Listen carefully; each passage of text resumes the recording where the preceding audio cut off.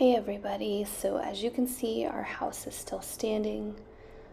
Um, we actually didn't have any damage to our home, our vehicles, ourselves. Our neighbors were all good. There was only, I think, one house a little ways away from us that their big, beautiful tree is no more. It landed on one of the corners of their home, but from what we understand, everybody is okay. They are looking at some pretty big damage to their home. So we're praying for them and all the others who obviously were not as fortunate as we were. Now, we did wake up to a lot of debris. There was just debris everywhere, and it was so weird because Philip and I slept through the whole storm. We went to bed, it was calm, and we woke up to all of this. It was crazy. There's just stuff everywhere, stuck to the windows, stuck to the side of the house, stuck to the porches, just everywhere. Branches down. We had no power. I mean, when you're looking at such extensive damage of trees, the chances of you still having power is very slim. So I think it was something like over 1.3 million people in South Carolina were without power, or, well, the homes.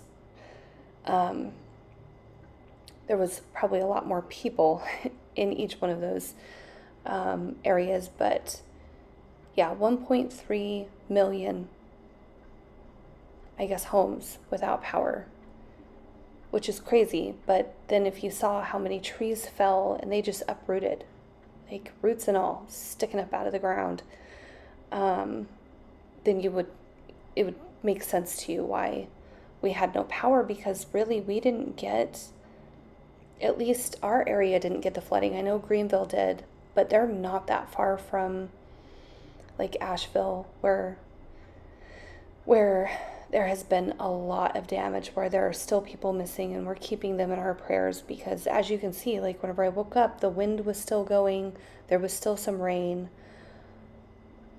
and I didn't know this at the time, but Asheville was being completely destroyed along with other communities. I'm not even sure. I've just seen more videos come out of, that area than I have anywhere else, but I imagine down in Florida, where the hurricane initially hit, I imagine that there's extensive damage there, as well as Georgia, and I heard Tennessee and Virginia, probably parts of Alabama. I'm not sure, exactly who all had what, but all I know is we woke up to this on that morning, and our neighbors came and checked on us. We have amazing neighbors, and I'm so very blessed to have them. They were very helpful and checked on us, made sure we were okay, let us know, who they had talked to and that everybody else was okay, which was awesome to hear. And that's when I found out that the storm was very loud, and I still don't understand how Philip and I slept through it, but we both did, just out, didn't even know. So I'm kind of grateful, because it probably would have scared me a little bit, or a lot. But there's trees down around. We actually had these two trees that had fallen over, and these other two trees caught them, and so they didn't end up landing on Philip's enclosed trailer and pressure washer trailer. So seriously, like, none of our things got damaged, and things are things, they can be replaced, people can't. I'm most grateful that everybody was okay, and I'm praying for those that still have not been found. I'm praying that they are found safe and sound, and that they get the proper food and water that they need, because that's just terrifying. It's terrifying.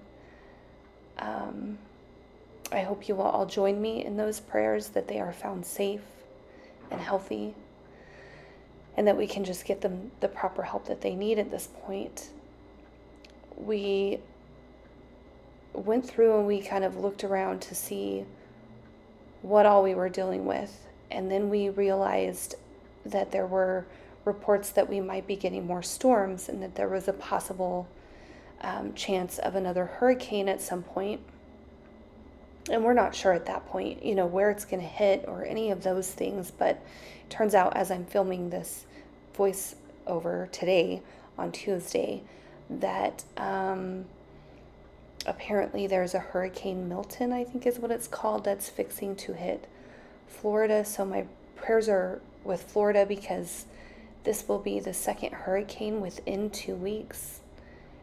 And that's frightening. I mean, I don't care how many you've been through. Every storm is different, So my prayers go out to them, and I hope that they're evacuating, because it looks like it's going like right through the state. I don't know. Anyways, so we assessed the damage at our home and realized we just had a lot of cleanup to do, and that if another storm comes through, we didn't want all of this loose debris to break windows or God knows what. And so we started cleaning everything up and trying to just try to get it all out of the way in case something else came through. Now, I didn't want to film very much because I knew my battery time was limited, and Philip did end up taking, we have like chargers, or I don't know what they're called. They're like little blocks that you can take with you while you're traveling and still charge your phones.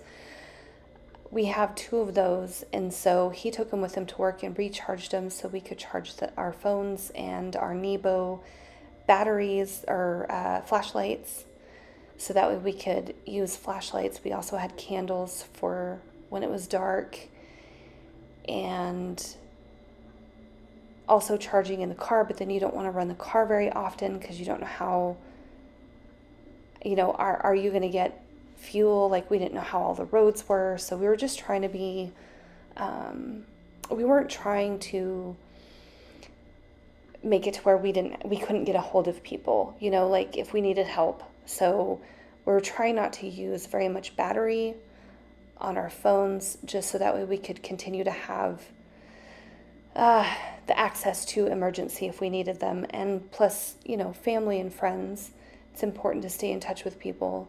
So we were just, I didn't think I filmed very much, but it turns out I actually got a lot of footage. So it's going to be broke up into 2 videos. The majority of it is just us cleaning. We're just going to clean up the mess that the storm created. And now we're, even more so, we want these trees removed because we realize just how many things are coming down out of them. And we want to plant other trees. Maybe trees that don't quite get as tall as these ones. I don't know. But do you see that? Do you see how those trees are just leaning? And the trailers are right there. If those trees would not have caught the ones that fell, we don't know how much damage would have happened to the trailers. Now, those trailers can be replaced. I'm not at all, if it would have happened, it would have happened. I'm just grateful that as human beings are safe and everybody is good, at least on where we are. So I'm very grateful that you're watching the video. Thank you so much. And just know that I'm not sitting here saying that we had it the hardest, because trust me, even in the moments where we were feeling sorry for ourselves, we kept telling ourselves it could have been worse, and we are very blessed. And that really helps to make you realize that you shouldn't be pitying yourself, which is real easy to do when you have no power and you can't take a nice warm shower. So yeah, it was very easy to kind of fall into despair. But I think we handled it pretty good for the most part, and we definitely did not have it the worst.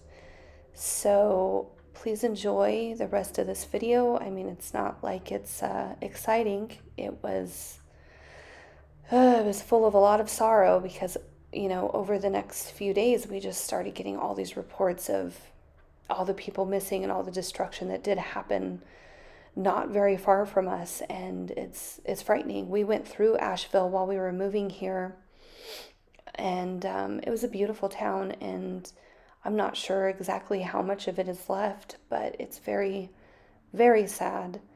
And to any of the other communities that are in the same boat, I pray for their safety and their sanity.